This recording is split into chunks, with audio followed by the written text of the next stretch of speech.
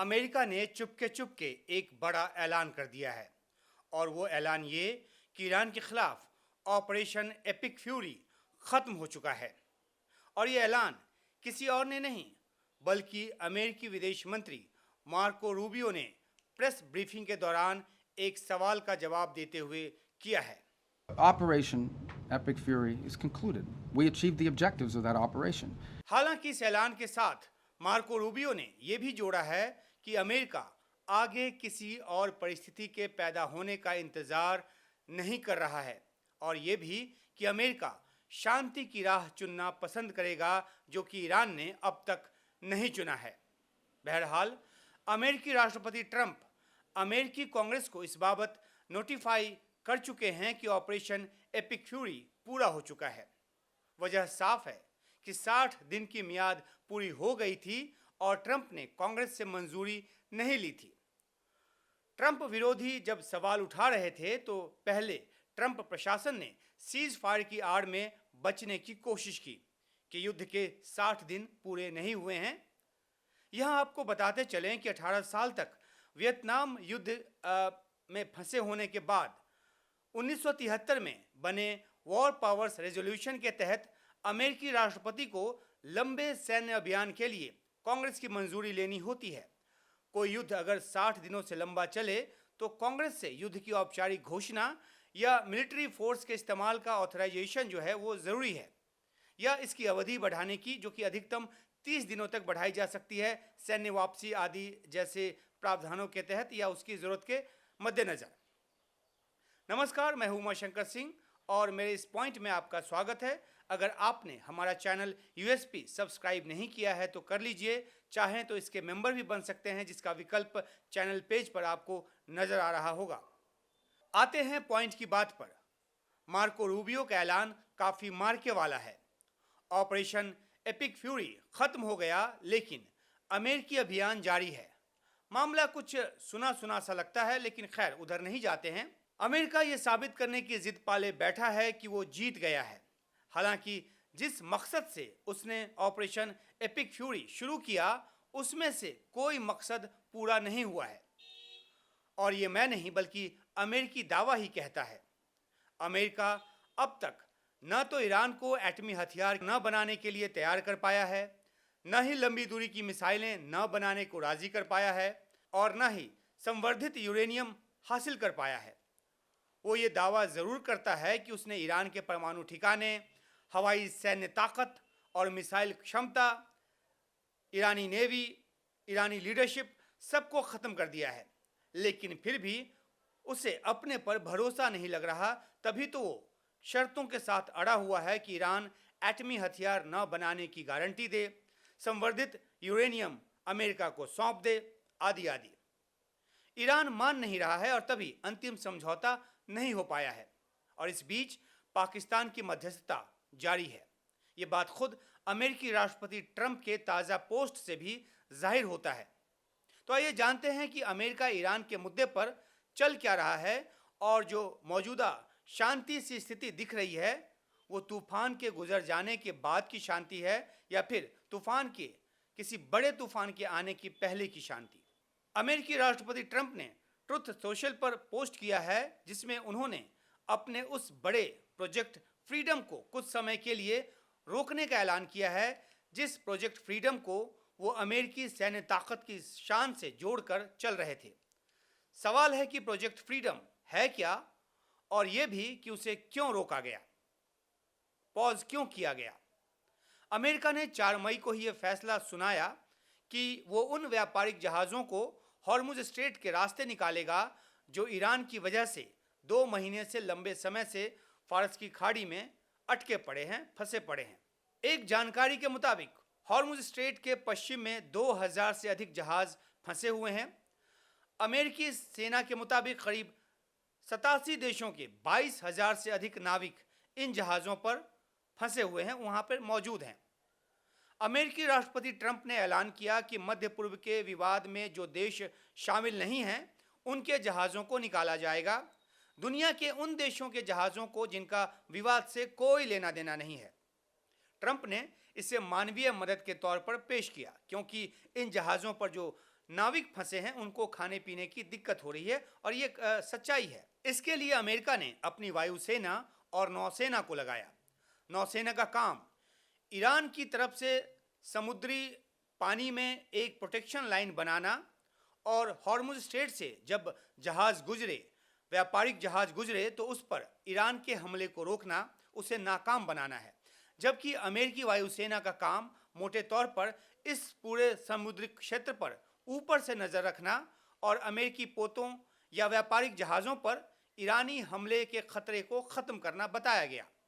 Project freedom शुरू होने के बाद अमेरिकी राष्ट्रपति ट्रंप ने ऐलान किया कि इस प्रोजेक्ट के तहत अमेरिकी झंडे वाले 2 व्यापारिक जहाज़ों को निकाल लिया गया है। लेकिन अब इस प्रोजेक्ट को शुरुआत के एक दिन के बाद ही ट्रंप ने पॉज करने का ऐलान किया है। अपने ट्रुथ सोशल पोस्ट में उन्होंने लिखा है कि पाकिस्तान और दूसरे देशों के अनुरोध पर ईरान के खिलाफ कैंपेन के दौरान हमें मिली ज़बरदस्त मिलिट्री कामयाबी और इसके अलावा ईरान के प्रतिनिधि के साथ एक पूरे और फाइनल अग्रीमेंट की तरफ काफ़ी तरक्की के बाद हम आपस में इस बात पर राज़ी हुए हैं कि जब तक ब्लॉकेड पूरी तरह से लागू रहेगा, प्रोजेक्ट फ्रीडम हॉर्मुज स्ट्रेट से जहाज़ों की आवाजाही को जो निकालने की प्रक्रिया थी उसको थोड़े समय के लिए रोक दिया जाए ताकि ये देखा जा सके कि समझौते को फाइनल किया जा सकता है और उस पर दस्तखत किया जा सकता है या नहीं। President Donald J Trump. तो ट्रंप ने अपने पोस्ट की पहली ही पंक्ति में पाकिस्तान का जिक्र किया है, जो इस बात का सबूत है कि पाकिस्तान की जो मध्यस्थता है वो जारी है, जो इस मामले में शुरू से ही मध्यस्थता कर रहा है। पाकिस्तान के साथ तुर्की, मिस्र, ओमान, कतर और सऊदी अरब जैसे देश भी किसी न किसी रूप में समन्वय की कोशिश में जुटे हैं, इसलिए ट्रंप ने अन्य देशों का भी जिक्र किया। लेकिन प्रमुख मध्यस्थता तो पाकिस्तान ही कर रहा है। इस बात का जिक्र ट्रंप कई बार कर चुके हैं, पाकिस्तान के पीएम और फील्ड मार्शल की काबिलियत की दुहाई देकर। पहले दौर की बातचीत भी इस्लामाबाद में हुई जब अमेरिकी और ईरानी वार्ताकार दल वहां पहुंचे। पहले दौर की बातचीत में कोई अंतिम समझौता न तो होना था और न हुआ। दोनों दलों ने अपने अपने विचार साझा किए और आगे के कंसल्टेशन और गाइडेंस के लिए अपने अपने हेडक्वार्टर निकल गए। लेबनान पर इजरायली हमले का जारी रहना भी ईरान को नागवार गुजर रहा था। इन सब वजहों से आगे और गहन बातचीत की ज़रूरत थी, लेकिन मीडिया का एक बड़ा तबका चिल्लाने लगा कि बातचीत फेल हो गई, पाकिस्तान की मध्यस्थता फेल हो गई और इस बात को दोहराया जाने लगा। लेकिन सच ये है कि पाकिस्तान की मध्यस्थता, चाहे वो जिस भी रूप में हो, वो जारी रही।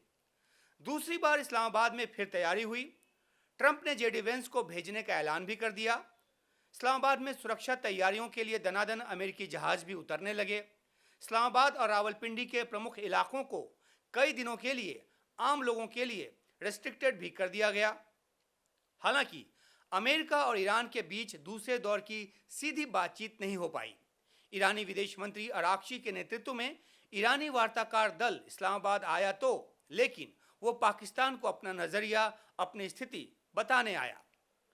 ईरान लेबनान पर इजरायली हमले और अपनी आर्थिक नाकेबंदी न हटाए जाने को सीज फायर का उल्लंघन बताता रहा है। लेबनान और इजरायल के बीच सीधी बातचीत के जरिए इस मुद्दे को सुलझाने की कोशिश भी की गई। अमेरिका में लेबनान और इजरायल के बीच एक समझौते पर दस्तखत भी कराया गया और मामला कुछ हद तक शांत हुआ। लेकिन लेबनान के कई इलाकों में हिजबुल्लाह का ठिकाना बताकर इजरायल के हमले रह रहकर जारी हैं। ईरान ने इस मुद्दे को ख़त्म नहीं माना है, लेकिन फ़िलहाल उसका अधिक जोर अपनी आर्थिक नाकेबंदी हटाने की मांग पर है। वो इसलिए क्योंकि मैंने ईरान के जिन लोगों से बात की है उनका साफ कहना है कि नाकेबंदी का जो आर्थिक दबाव है वो ईरान में बहुत अधिक महसूस किया जा रहा है।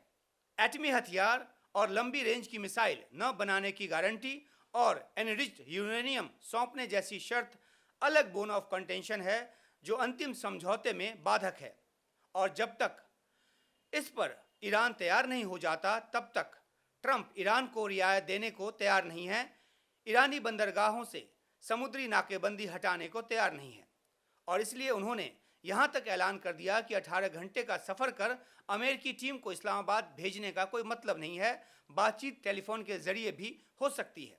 और उसके बाद से ही अमेरिकी और ईरानी दल के भी आमने सामने की मुलाकात की बजाय संचार के उपकरणों के जरिए संदेशों का आदान प्रदान हो रहा है, और वो भी पाकिस्तान की मध्यस्थता के जरिए, पाकिस्तान के जरिए संदेशों का आदान प्रदान हो रहा है।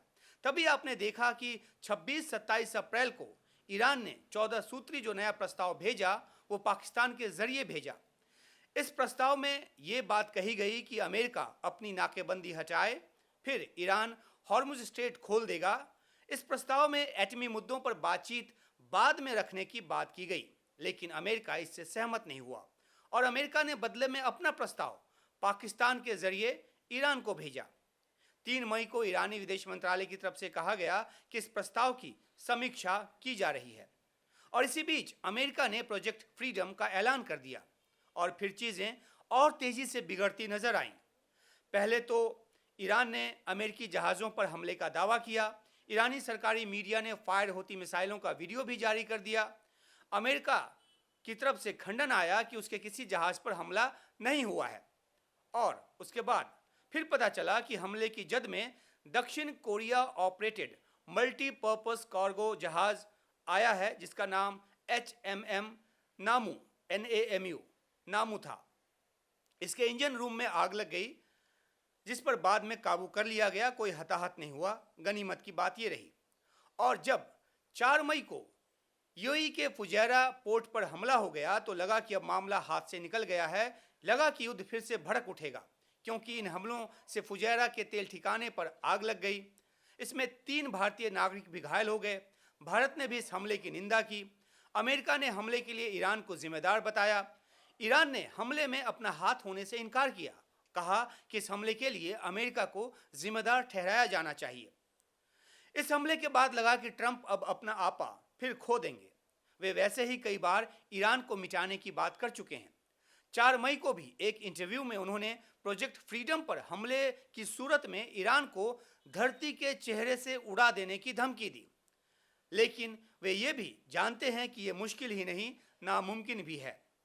फिर भी वे ईरान पर येन केन प्रकारेन लगातार दबाव बनाकर रखने की नीति पर चल रहे हैं। गौरतलब है कि वे ये भी नहीं चाहते कि शांति तक पहुंचने की जो प्रक्रिया है वो पटरी से उतर जाए। तभी उन्होंने पाकिस्तान और अन्य देशों के अनुरोध का हवाला देकर प्रोजेक्ट फ्रीडम को फिलहाल के लिए रोकने का ऐलान किया है, पॉज देने का ऐलान किया है। वैसे भी वे पाकिस्तानी फील्ड मार्शल आसिम मुनीर और पाकिस्तानी प्रधानमंत्री शहबाज शरीफ की कई बार तारीफ कर चुके हैं, कई बार उनको महान बता चुके हैं। और उधर ईरान भी पाकिस्तान के साथ अपना समन्वय काफ़ी बढ़ा चुका है। पाकिस्तान ने ईरान के लिए पहले अपने सभी लैंड रूट्स खोले, फिर अपने पोर्ट्स भी खोल दिए हैं। इससे ईरान को फ़ायदा ये है कि वो अमेरिकी नाकेबंदी की वजह से अपने पोर्ट से जो व्यापार नहीं कर पा रहा, उस व्यापार को वो पाकिस्तान के ज़रिए कर सकता है और कर रहा है। पाकिस्तान ने तो ग्वादर पोर्ट भी ईरान के लिए खोल दिया है। और ऐसा नहीं है कि ये सब कोई चोरी छुपे हो रहा है, बल्कि पाकिस्तान की तरफ से ईरान के लिए लैंड रूट्स खोले जाने को लेकर जब ट्रंप से एक पत्रकार ने पूछा, अमेरिकी पत्रकार ने पूछा कि क्या उनको पाकिस्तान ने इस बारे में पहले जानकारी दी थी, बताया था, तो ट्रंप का जवाब था कि हाँ, उन्हें इसकी जानकारी है। वैसे पाकिस्तान के कदम का सीधा सीधा मतलब अमेरिकी नाकेबंदी के समय ईरान को फ़ायदा पहुंचाने का है, लेकिन ट्रंप इसे होने दे रहे हैं। एक सवाल के जवाब में तो वो यहाँ तक कह चुके हैं कि ब्लॉकेड दोस्ताना है। समझने की बात यह है कि ट्रंप अपनी तरफ से ईरान पर पूरी सख्ती दिखा रहे हैं। नाकेबंदी के साथ साथ प्रोजेक्ट फ्रीडम जैसा अभियान भी लेकर आए हैं। वहीं पाकिस्तान के रास्ते ईरान को मदद भी लेने दे रहे हैं। उनको पता है कि पाकिस्तान की ईरान तभी सुनेगा जब पाकिस्तान ईरान के लिए कुछ राहत लेकर आएगा, उसके कुछ काम आता नजर आएगा। और इस तरह से ट्रंप पाकिस्तान के हाथ में बार्गेनिंग टूल उन्होंने जो है वो ट्रंप ने सौंपा है कि जाओ ईरान को कन्विंस करो, किसी भी तरह जिस भी तरह मनाना है उसे मनाओ, ताकि वो अमेरिकी शर्तों के लिए तैयार हो जाए। दूसरी तरफ ईरान के पास भी कोई और दूसरा रास्ता नहीं है। इलाके में उसका कोई अपना ऐसा दोस्त भी नहीं है जिसकी काबिलियत और पोजीशनिंग पर वो भरोसा कर सके। वो चाहे दोस्त किसी को भी बताता फिरे, लेकिन उसे पता है कि इस तरह की मध्यस्थता या इस तरह से संदेशों का आदान प्रदान जैसा पाकिस्तान कर रहा है और जिस तरह की सहूलियत उसके लिए लेकर आ पा रहा है, वो कोई और देश लेकर नहीं आ सकता। इसलिए वह अधिक से अधिक पाकिस्तान की मध्यस्थता पर निर्भर होता गया है। ईरान के विदेश मंत्री ने पाकिस्तान के अलावा ओमान, रूस का भी दौरा किया। अपनी कूटनीतिक पहुंच का प्रत्यक्ष प्रमाण पेश करने की कोशिश के तौर पर उन्होंने ये यात्राएं की। अराक्ची 6 मई को चीन के दौरे पर पहुंचे हैं। चीन पाकिस्तान की मध्यस्थता के पीछे खड़ा एक मजबूत किरदार है। मकसद शांति वार्ता के इस अहम सूत्र के साथ सीधे जुड़ना भी है और जुड़े हुए दिखना भी है, और तभी अराक्ची चीन में विदेश मंत्री वांग यी से उनकी मुलाकात हुई है। कुल मिलाकर पाकिस्तान की मध्यस्थता अभी जारी है। वे तभी नाकाम मानी जाएगी जब अमेरिका और ईरान में हमले जवाबी हमले का दौर खुदा न खास्ते फिर शुरू हो जाए तो।